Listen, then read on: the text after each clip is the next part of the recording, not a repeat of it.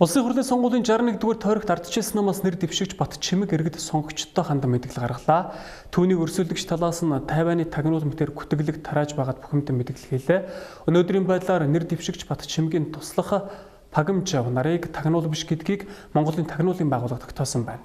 Түүний сонгуулийн штабаас дараах мэдээлэл хэллээ. Миний өрсөлдөгч Батуулд гишүүний штабын зүгээс сонгуулийн сурталчилгаа эхэлсэн өдрүүдээс эхлэн өнөөдрийн хүртэл ухуулагчдаараа дамжуулан Батчимэг бол Тайваны тагнуул гэх бохир сурталчилгааг өдөр бүр хийж ирлээ. Одоо бүр энэ гүтгэлгээ үнэн мэт харуулахыг хичээсэн. Худал хуурмаг янз бүрийн баримт гэх зүйлээр хачирлсан олон нийтийг зочролд оруулахаар нэвтрүүлэг хийж цацхаар бэлтгэж байгаа гэдгээ бидэнд мэдээллээ.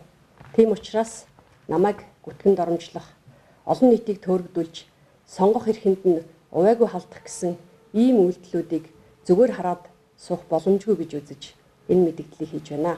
Сонгуульд ялах гэж улаарч намайг гүтгэнд оромжлох, олон нийтийг санаатай төөрөгдүүлэх үйл ажиллагааг өөгшүүлж зохион байгуулж байгааг би хэтэрхий хүн чанаргүй түмний итгэлийг хүлээж төрийн өндөр алба барьж байсан хүнээс гарахааргүй ёс зүйгүй үйлдэл гэж үзэж байна.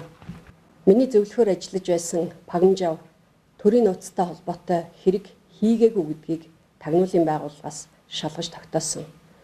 Иргэд сонголтоо тайван чөлөөтэй хийх ёстой.